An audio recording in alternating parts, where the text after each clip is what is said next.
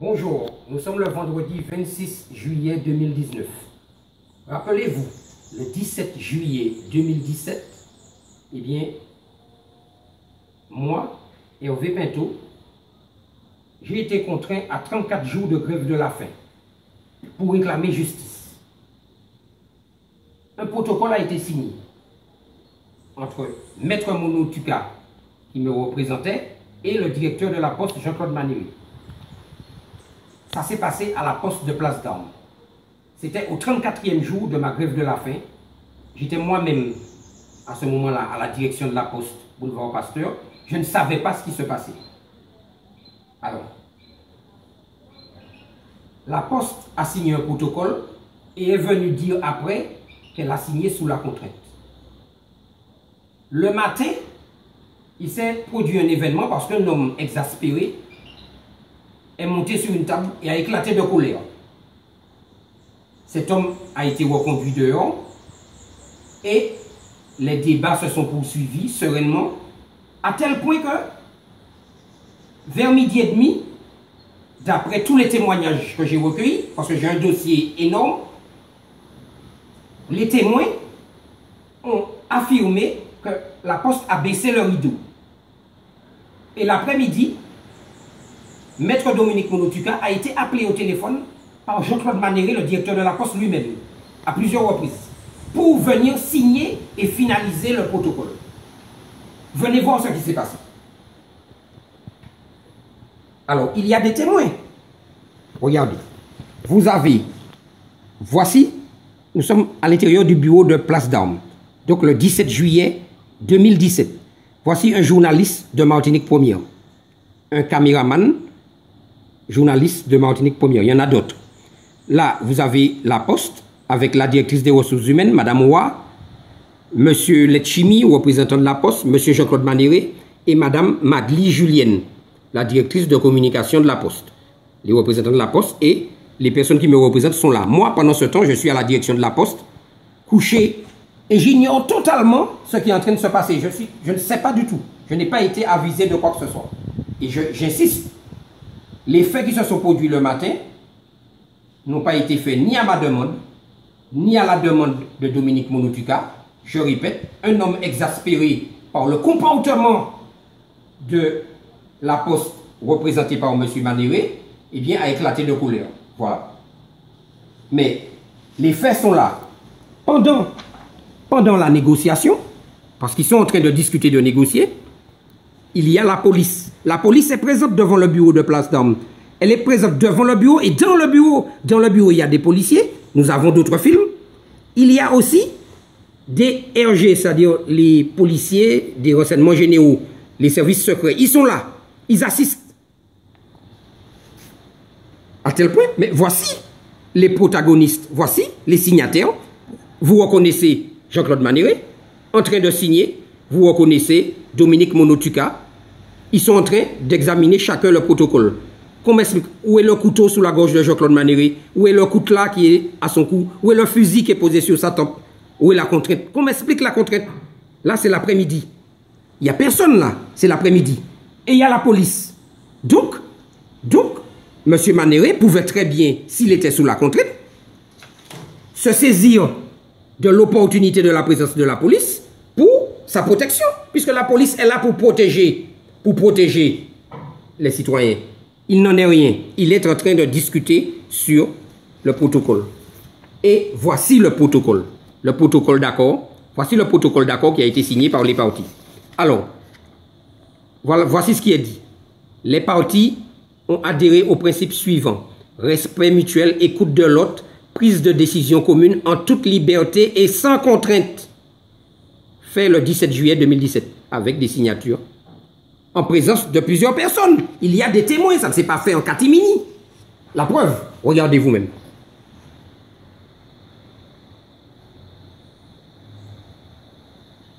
Alors, regardez, alors ils sont sous contrainte, soi-disant. Donc ça voudrait dire que lui, là, l'huissier, parce qu'ils ont fait venir un huissier pour leur cause, parce qu'ils essayent de défendre une cause indéfendable.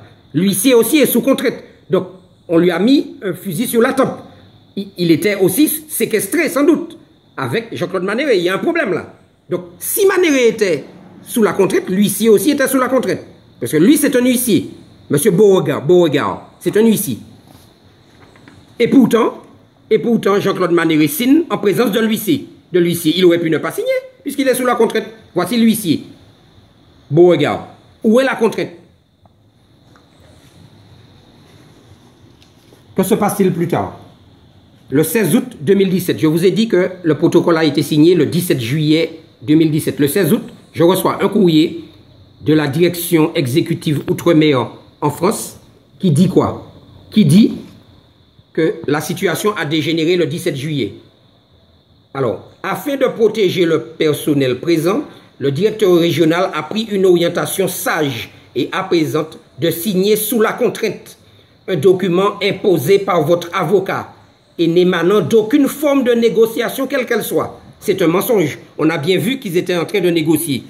On a bien vu une photo quand même qui est suffisamment claire et pertinente. Regardez à nouveau, deux personnes assises. Et quand on lit ce document, on lit, voilà, un document imposé par votre avocat et n'émanant d'aucune négociation quelle qu'elle soit. Regardez par vous-même, la preuve par l'image. Comment on peut mentir, tricher? Ça, c'est incroyable. Alors, la Poste affirme que cette contrainte ne correspond nullement à ses valeurs, faites de confiance réciproque et de dialogue. Attachée au respect de ces principes, la Poste considère et continuera toujours de considérer tout document signé sous la contrainte comme nul et non avenu. Alors, si le document a été signé sous la contrainte, il appartenait à la Poste de saisir un tribunal. Pourquoi n'a-t-elle pas saisi le tribunal de grande instance ou même la juridiction pénale, puisqu'elle est sous la contrainte? C'est-à-dire que la vie du signataire est en danger. Donc, on se pose des questions.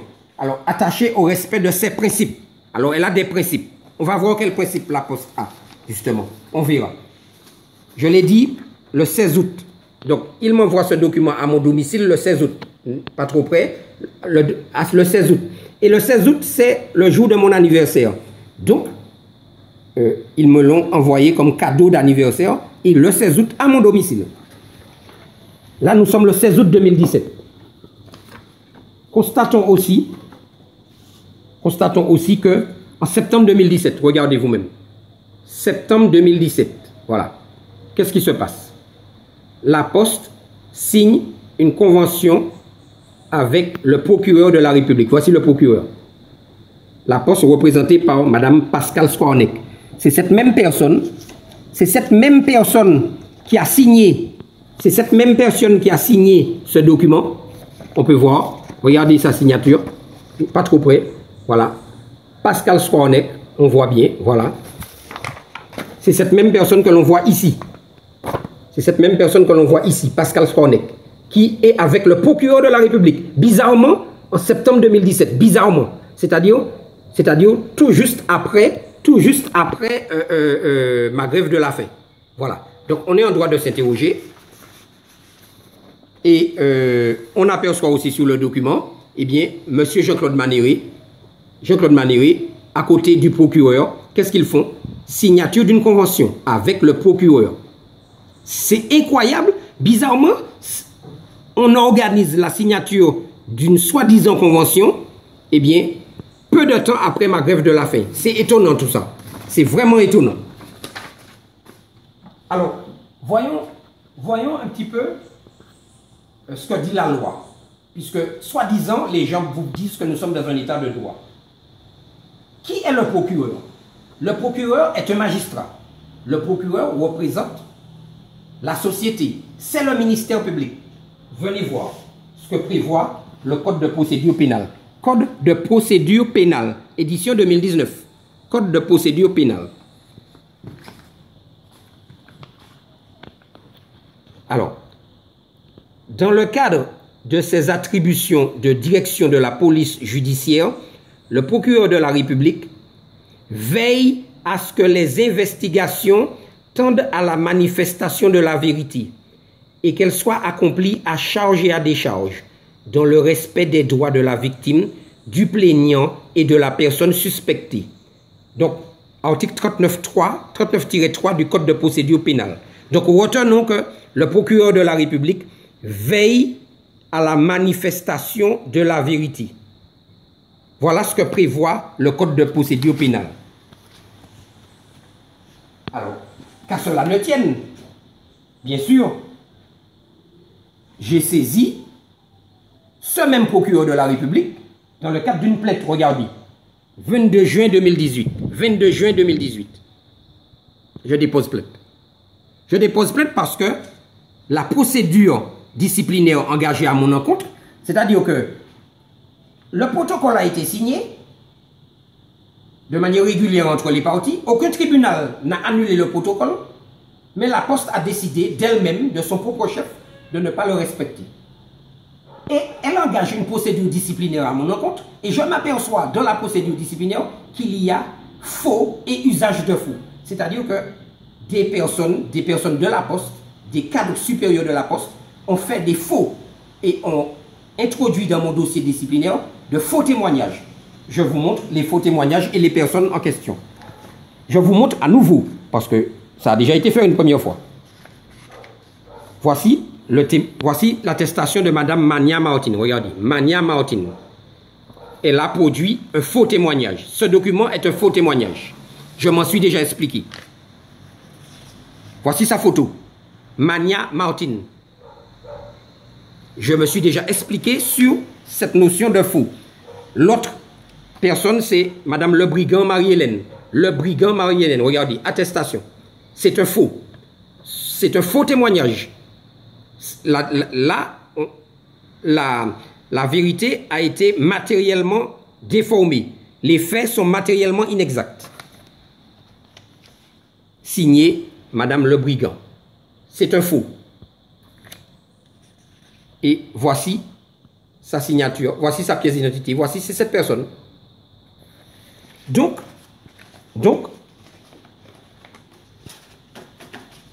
je saisis le 22 juin 2018 le procureur de la République. Dans ma saisine, je fournis un certain nombre de pièces, d'éléments probants pour justifier ma plainte. À ce jour, je n'ai pas connaissance que des poursuites aient été engagées contre ces personnes qui manifestement ont fait défaut. Et je suis responsable de ce que je dis. Les faits sont démontrés, il y a faux et usage de faux. Pourtant, ces personnes ne semblent pas être inquiétées. Alors, on a un véritable problème de fond. Et cela concerne tout le monde. Parce que, actuellement, la garantie des droits n'est plus assurée. On n'a que des devoirs. Et je répète, la garantie des droits n'est pas assurée. Alors, je pense que vous avez Internet, vous pouvez aller sur Légifrance. Légifrance, c'est quoi? C'est le service public de la diffusion du droit. Légifrance, c'est le site qui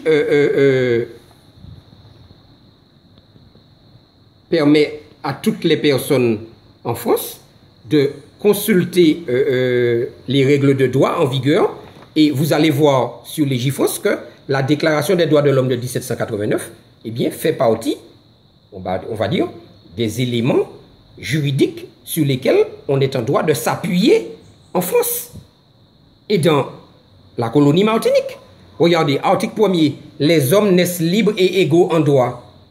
Alors, on vous dit, article 2, on parle de droits naturels et imprescriptibles de l'homme, que ces droits sont la liberté, la propriété, la sûreté et la résistance à l'oppression. C'est bien ce que je fais, c'est ce que je dis, la résistance à l'oppression. Parlons de la loi, article 6. La loi est l'expression de la volonté générale. Elle doit être la même pour tous, soit qu'elle protège, soit qu'elle punisse. Alors, je pose une question aux juristes, je pose une question au bâtonnier de l'ordre en exercice, je pose une question à monsieur le procureur général que j'ai rencontré lors de la nuit du droit, Je pose une question à monsieur le président du TGI, le président de la Cour d'appel de Fort-de-France.